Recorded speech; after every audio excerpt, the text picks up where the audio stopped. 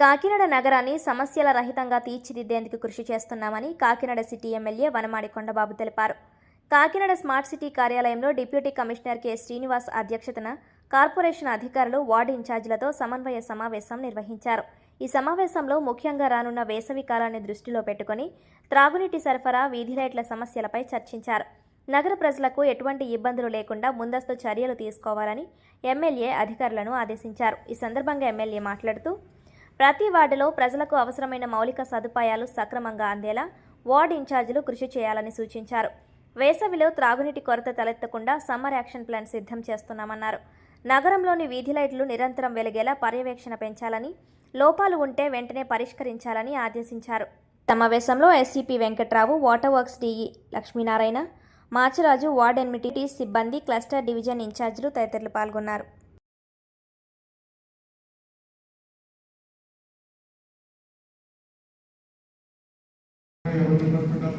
ఇచ్చేసారు కదా, చెబుతారు కదా, మనం అనుకుంటున్నాం. అది ముందుకు వెళ్తుందో లేదో తెలియాలంటే ఏంటన్నది మనం ఆలోచించుకున్నాం. 2 రోజులుగా తప్పన పడుతున్నాం. నిన్ననే ఫోన్ చేసి చెప్తాము మన శ్రీనివాస్కి, ఎస్సీ గారికి. అసలు నాకు క్లారిటీ రావట్లేదు పని విషయంలో. అసలు నా క్లారిటీ రావట్లేదు. కింద పనిచేస్తున్న ప్రజలకి దగ్గర ఓటేయించారు, వాళ్ళకి క్లారిటీ రావట్లేదు. మీరు మనం ఏంటి అన్నది తెలియట్లేదు. అసలు మీటింగ్ ఏర్పాటు చేయాలని చెప్పి నిన్ననే జస్ట్ మధ్యాహ్నం 4 o'clock ఇప్పుడు అనుకున్నాం. మీరు మీటింగ్కి చెప్పాలి, ఆర్గనైజ్ చేయాలని చెప్పి. సరే చెప్పినంటే టైం తక్కువైనా ఈరోజు బ్రహ్మాండంగా మీటింగ్ ఏర్పాటు చేసినటువంటి అధికారులు అందరూ కూడా మీ తరఫున, నా తరఫున, ప్రభుత్వం తరఫున ఫస్ట్ థ్యాంక్స్ చెప్తాను. మీరు కూడా పనిచేస్తున్నారు. ఈరోజు ప్రజలు ఉంటున్నారు. మనం ఉదయాన్నే వేసాము, ప్రజల తరఫున మాకు రోజు దర్బారేనారు, వస్తుంటారు, వెళ్తున్నారు. కానీ అఫీషియల్గా దర్బారు పెట్టి అఫీషియల్గా కంప్లైంట్స్ వచ్చినాయి. కంప్లైంట్స్ రిటర్న్ చేయకపోతే ప్రజలు చెడ్డైపోతాం. ఆల్రెడీ కూడా ఎన్నిసార్లు చెప్పినా అవ్వట్లేదు అన్న కంప్లైంట్స్ ఈరోజు మీరే విన్నాను. డైరెక్ట్గా వాళ్ళు ప్రజలు తిరుగుతారు. దర్బారు వేసి లైట్లు చెప్పామండి, లైట్ వేయలేదు. మిగతా వాటర్ అనేది రెక్టిఫై చేసుకుంటాం, అది ప్రాబ్లం లేదు. నేనేమంటానంటే మీరు అందరూ కూడా రోజు ప్రజల్లో ఉంటారు కాబట్టి వాళ్ళు మీరే కలిసి షేర్ చేసుకుని ఈరోజు ఒక్కొక్కరు పనిచేయాలి కాబట్టి నేనేమంటే కంబైన్డ్గా మీరు కూడా వార్డుకి వెళ్ళినప్పుడు మీకు ఫోన్ చేసి చెప్పండి, వారు మీరు కలిసి రెస్టారెంట్లో చూడడం, ఆ విధంగా కూడా ఉంటే ఇంకా క్లారిటీ వస్తుంది.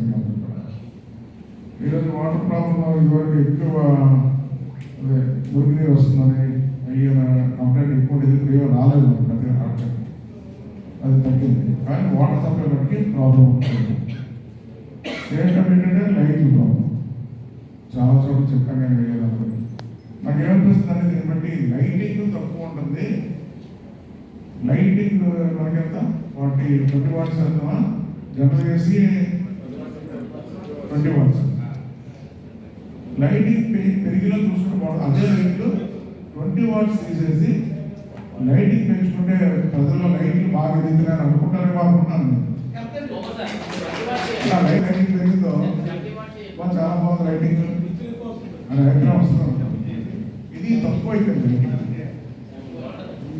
అవునా కదా? అది పెద్ద లైటింగ్ టెంపరేచర్ కాదు. అందుకే కాబట్టి లైటింగ్ పెంచుకుంటే బాగుంటుంది.